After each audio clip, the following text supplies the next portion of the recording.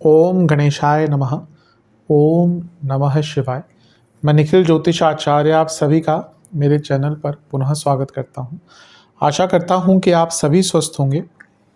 महादेव की कृपा आप सभी पर सदैव बनी रहे। ये वीडियो कर्क यानी कि कैंसर के लिए बहुत विशेष है, क्योंकि वीडियो है 28 जुलाई से 3 अगस्त 2025 के साप्ताहिक राशिफल के बारे में। कैसा रहेगा आने वाला सप्ताह कर्क के लिए। मेरा जो साप्ताहिक राशिफल होता है वो प्रमुखतः चंद्रमा और उनकी गति पे आधारित होता है।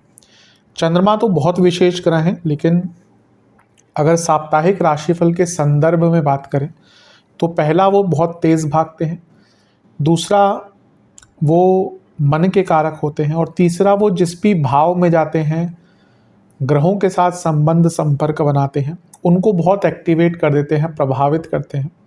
इसीलिए उनकी गति के कारण, मन के कारक होने के कारण और प्रभावित करने के कारण डे टू डे एक्टिविटीज़ पर उनका प्रभाव बहुत पड़ता है। और इसको समझना है तो कभी अपना बर्ताव ही समझ के देखिए कि पूरे हफ्ते में हमारा बर्ताव कैसे बदलता है।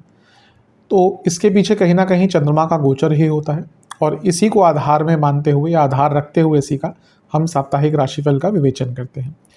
क्या अच्छा बुरा संभाविता हो सकता है ज्योतिष के माध्यम से एक गाइडेंस प्राप्त करने के लिए, क्योंकि राशिफल केवल गोचर ही आधारित होते हैं, इसलिए गाइडेंस प्राप्त करने के लिए ये साप्ताहिक राशिफल अति विशेष होता है। यदि आपकी लग्न राशि या चंद्र राशि कर्क है, दोनों ही गाइडेंस के लिए इस राशिफल को देख सकते हैं। जहाँ से ज़्यादा सूट करता है, रिलेट करता है, वहाँ से इसको ऑब्जर्व कीजिए। व्यक्तिगत तौर पे मेरा मानना है कि लग्न राशि से देखेंगे तो अच्छा, इनकेस नहीं पता तो अपनी चंद्र राशि से भी इसको देख सकते हैं। शुरू करते हैं। चंद्रमा आपके तीसरे भाव यानी कि कन्या में आ जाएंगे। ये 28 जुलाई को होगा रात के 11 बजे के आसपास। इससे पहले सिंह में थे, वहाँ तक का तो हम कवर कर ही चुके हैं, तो कन्या से ही स्टार्ट करेंगे। और 31 जुलाई सुबह के 11:30 तक यहीं पर रहेंगे। चंद्रमा का तीसरे भाव में आना ठीक माना जाता है, क्योंकि वो लग्नेश हैं, उस नाते उनका तीसरे घर में आना भी अच्छा है। और क्योंकि वो अपने योग कारक ग्रह के साथ बैठे हैं यानी कि मंगल के साथ, तो ये और भी अच्छा है। यानी कि हफ्ते का जो शुरुआती भाग है ये काफ़ी अच्छा दिख रहा है आपके लिए। एक ऊर्जा रहेगी, बदलाव करने का मौका मिलेगा, कुछ बड़ा करने का अवसर मिलेगा, अपने रुके हुए कार्यों को पूर्ण करने का मौका मिलेगा। एक संतुष्टिता भी रहेगी, लेकिन उसके साथ ही कुछ करने का संकल्प, कुछ करने की दृढ़ता भी आपके अंदर रहेगी। कुछ सीखना है, कोई यात्रा पे जाना है, कुछ अधूरा कार्य पूर्ण करना है, हर चीज़ में आपको लाभ प्राप्त होगा। ध्यान ये देना है कि यहाँ पर शनि की दृष्टि है सीधा चंद्रमा पर और मंगल पर। शनि मंगल जब समसप्तक होते हैं तो थोड़ा विस्फोटक योग बनता है, तो गुस्सा रहेगा, भाई बहनों से झगड़े हो सकते हैं। और क्योंकि शनि का प्रभाव चंद्रमा पर है यानी कि विषदोष बन रहा है, इसीलिए थोड़ा सा अपने कम्युनिकेशन पर ध्यान दीजिएगा, क्योंकि मिसकम्युनिकेशन यहाँ पर कई लोगों के साथ आपकी हो सकती है। गुरु से केंद्र में है यानी कि गजकेसरी योग बन रहा है, ये भी आपके लिए अच्छा है। और अगर देखें तो मंगल आपके कर्म भाव के और पंचम के स्वामी हैं यानी कि लक्ष्मी भाव के, तो दशमेश लग्नेश के साथ तीसरे घर में, यानी कि अपने करियर को आगे बढ़ाने के लिए, करियर में कुछ इम्पोर्टेंट करने के लिए, करियर में कुछ सीखने के लिए ये जो सारा कालखंड है बहुत अच्छा है। बस जैसे हमने कहा कि अपने कम्युनिकेशन पर काफ़ी ध्यान देने की आवश्यकता है, और अपने भाई बहनों के साथ संबंध, उस पर भी बहुत ध्यान देने की आपको आवश्यकता है। नवांश कुंडली बता रही है कि जीवन में जो बैलेंस ढूंढ रहे थे इस कालखंड में प्राप्त हो सकता है। दशांश कुंडली कार्य क्षेत्र में बहुत ग्रेसफुल रहिएगा, ग्रेसफुल तरीके से चीज़ों को हैंडल कीजिएगा। जहाँ तक बिजनेस की बात है, आपको थोड़ा जागरूक होना पड़ेगा। बहुत चीज़ें बदल रही हैं आसपास जो आप नहीं समझ पा रहे और ना ही बदल पा रहे हैं। लव लाइफ थोड़ा सपोर्टिव रहिए अपने पार्टनर के प्रति, इसकी आवश्यकता है। वैवाहिक जीवन में ट्रस्ट इश्यूज बार बार दिख रहे हैं और इसको ठीक करने की बहुत ज़रूरत है। जहाँ तक स्टूडेंट्स की बात है, आप अपने स्टडीज़ में जब तक पैशनेटली इन्वॉल्व नहीं होते, जब तक कोई एम रख के इन्वॉल्व नहीं होते, तब तक आगे नहीं बढ़ पाएंगे। अगर आपके पास कोई ऑब्जेक्टिव है, एम है, पैशन है, कोई भी कार्य हो आप अच्छा करेंगे। अभी यही दिख रहा है कि इन तीनों चीज़ों की कमी है आपके पास। सेहत के हिसाब से गले के रोग, ईएनटी की प्रॉब्लम, बीपी के रोग, सर्वाष्टक में आपका 10वां घर बली है। ये अपने आप में अंकित कर रहा है कि हफ्ते का शुरुआती भाग काफ़ी प्रोडक्टिव जाएगा। 31 जुलाई सुबह के 11:30 तक चंद्रमा आपके चौथे घर में आ जाएंगे और 2 अगस्त रात के 11 तक यहीं पर रहेंगे। चंद्रमा का चौथे घर में आना बहुत अच्छा नहीं होता। क्यों? क्योंकि कारको भावनाशय दोष लगता है। अब यहाँ पर वो लग्नेश हैं, लग्नेश होने के नाते जब चौथे घर में आ रहे हैं तो राजयोग बनाएंगे। यहाँ से वो 10वें घर को देख रहे हैं, ये भी ठीक है, करियर में फिर से एक अच्छा मौका मिलेगा। लग्नेश का चौथे घर में आना प्रॉपर्टी खरीदने का भी योग बनाता है और क्योंकि गुरु की दृष्टि है यहाँ पर चंद्रमा पर, जो आपके भाग्येश भी हैं और छठे घर के स्वामी भी हैं, तो भाग्येश का लग्न पर दृष्टि का प्रभाव वो भी 12वें घर से, यानी कि विदेश संबंधित काम हो, कुछ बेचना हो, कोई प्रॉपर्टी बेचनी हो या कोई लीगल केस ख़त्म करना हो, या खैर 2 दिन का कालखंड होता है चंद्रमा का, एटलीस्ट उस संबंध में आगे बढ़ना हो तो उसके लिए बहुत अच्छा टाइम है। लेकिन चंद्रमा जब भी चौथे घर में आते हैं तो बनता है कारको भावनाशाय दोष, ठीक है। और यहाँ पे चंद्रमा पर गुरु की दृष्टि है जो छठे घर के स्वामी है और 12वें घर में बैठे हैं। तो अगर कोई लोन लिया हुआ है आपने, उसको लेकर बहुत चिंतित रहेंगे, कहीं पैसा फंस गया है वो बहुत चिंता देगा आपको और व्यर्थ की चिंताएं बढ़ेंगी। और सबसे बड़ी बात है कि कई कार्य जो आप अधूरे छोड़ते आ रहे हैं वो सारे यहाँ पे मिलकर आपको तंग करेंगे। तो अगर आपने बहुत सारे कार्य अधूरे छोड़े हुए हैं, कल पर टाले हुए हैं कि कल करेंगे कल करेंगे, कल परसों में बरसों बीत जाते हैं, तो जो सारे कार्य हैं ना मिलकर यहाँ पे तंग करेंगे आपको।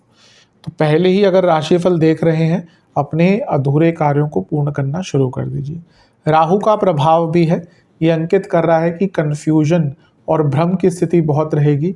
किसी पर भी बहुत विश्वास मत कीजिएगा, स्पेशली अगर जहाँ पे धन की बात आती है। तो नवांश कुंडली बता रही है कि अपने ग्रोथ पर ध्यान दीजिए, किसी और पर ध्यान देना कम कीजिए। दशांश कुंडली कार्य क्षेत्र में एक नई होप, एक नई उम्मीद की किरण जागृत हो सकती है, जिनके लिए चीज़ें उनके फेवर में नहीं जा रही थी। अगर आपकी जॉब चली गई थी उनके लिए भी ये टाइम काफ़ी अच्छा है जॉब ढूंढने के लिए। बिजनेस में बहुत अच्छा है, भाग्य का पूरा साथ मिलेगा। लव लाइफ की जहाँ तक बात है, पहले पुरानी चीज़ों को ठीक कीजिए, आगे बढ़िए। अभी लग रहा है अतीत ही क्लियर नहीं है तो भविष्य कहाँ से क्लियर होगा। वैवाहिक जीवन की जहाँ तक बात है, थोड़ी सौम्यता रखिएगा व्यवहार में, विचार में और वाणी में। स्टूडेंट्स, आपको थोड़ा हिम्मत दिखानी पड़ेगी। अभी लगता है कि आप छोटी छोटी बातों पर डर जाते हैं और उसके कारण आगे नहीं बढ़ पाते हैं। सेहत के दृष्टिकोण से कफ रोग और हार्मोनल इम्बैलेंस, सर्वाष्टक आपका भाग्य स्थान बली, ये अच्छा है। चंद्रमा भले ही कारको भावनाशय दोष में है, लेकिन भाग्य स्थान के बली होने के कारण कई प्रॉब्लम्स जो आती हैं उसका निवारण भी मिल जाता है। 31 जुलाई रात के 11 आ जाएंगे चंद्रमा चौथे भाव, पंचम भाव में, यानी कि वृश्चिक में। पंचम भाव के चंद्रमा यूं तो अच्छे होते हैं, लग्नेश होने के नाते पंचम में है, ये राजयोग बनता है, लक्ष्मी योग बनता है। लेकिन जैसे मैं हर बार कहता हूँ कि कर्क के लिए एक विडंबना होती है कि जब भी वो पंचम में आके राजयोग बनाएंगे तो वो नीच के हो जाएंगे। इसलिए कर्क वाले जातक जो होते हैं ना, वो देखिए उनका पंचम भाव किसका है, वो भाव है जो थॉट प्रोसेस का है, और वो पंचम भाव किसका है, उस राशि का है जहाँ पे वो नीच के होते हैं। इसीलिए कर्क वाले जातक बहुत इमोशनल होते हैं और कभी कभी बहुत ज़्यादा किसी एक चीज़ पर सोचने के चक्कर में समय भी वेस्ट करते हैं और मौके भी वेस्ट करते हैं। अब चंद्रमा पर यहाँ पे प्रभाव देखें तो केमद्रुम योग है और नीच के भी हैं, तो ओवर थिंकिंग तो रहेगी ही, पर नेगेटिव थिंकिंग, अपने ऊपर से विश्वास कम होना, ये सब भी रहेगा। नीच के चंद्रमा में कतई बुरा नहीं कहता कि कोई भी ग्रह आज के टाइम में, नीच का ग्रह बहुत धन संपदा देता है, लेकिन उसके अपने कुछ बुरे तत्व भी आते ही हैं साथ में। इसीलिए चंद्रमा जब नीच के हैं तो मानसिक संतुलन थोड़ा सा बिगड़ेगा और अपने मन पर कंट्रोल करना मुश्किल हो जाएगा। और क्योंकि केमद्रुम योग साथ में बन गया, ये प्रभाव बढ़ गया। और रही सही कसर गुरु से छठे में होने से शकट योग बन गया, यानी कि कोई कार्य अटकेगा भी। तो ओवर थिंकिंग, नेगेटिव थिंकिंग और कार्य अटकना, ये सारी चीज़ें जब साथ में आएंगी तो हफ्ते का अंतिम भाग जो है आपका, वो सारा वो सबसे ज़्यादा कष्टकारी आपके लिए जाने वाला है। अच्छी चीज़ है कि इष्ट के भाव में है, तो जिनको भी अपना इष्ट मानते हैं उनकी आराधना कीजिए, काफ़ी लाभ मिलेगा। नवांश कुंडली बता रही है कि ये समय अपने आप को जानने में दीजिए, बहुत काम आएगा। दशांश कुंडली कार्य क्षेत्र में आपको थोड़ा एक्सेप्ट करना पड़ेगा कि गलतियां कहाँ पे हो रही हैं। बिजनेस अच्छा मौका है, जिनका बिजनेस चल नहीं रहा था एक मौका यहाँ पे उनको मिल सकता है, या कुछ काम अगर अटक रहे थे कुछ नया मौका मिल सकता है। लव लाइफ हार मान जाते हैं जल्दी, थोड़ी सी प्रॉब्लम हुई ब्रेकअप कर लेते हैं या ब्रेकअप करने की सोचना शुरू कर देते हैं। ये अगर चीज़ चल रही है ना तो थोड़ा बदलिए। वैवाहिक जीवन जो भी बात करनी है ना वो तथ्य के आधार पर कीजिएगा। इधर उधर की बात यहाँ पे छेड़ना वैवाहिक जीवन में बहुत दिक्कत देके जाएगा। स्टूडेंट्स, आप बहुत ज़्यादा एडवेंचरस फील करेंगे इस टाइम पे, बहुत कुछ करने का प्रयत्न करेंगे, इस चक्कर में नुकसान करेंगे, तो थोड़ा सा सरल रहें, अच्छा है। सेहत के दृष्टिकोण से पेट के रोग, कफ रोग बने रहेंगे, स्लीप डिसऑर्डर्स और एंग्जाइटी। सर्वाष्टक में आपका 10वां घर बली है। जो लोग जॉब चेंज करने का विचार कर रहे थे, टाइम अच्छा है। उपाय के स्वरूप में आपको महादेव का गंगा जल से अभिषेक करना है, चंदन का उनको तिलक लगाना है और शिव चालीसा का 2 बार पाठ करना है। आशा करता हूँ वीडियो काम आएगी। चैनल पे अगर आप नए हैं तो सब्सक्राइब कर लीजिए और वीडियो को लाइक कर लीजिए। मिलता हूँ मैं आप सभी से अगली वीडियो में, तब तक के लिए ओम नमः शिवाय।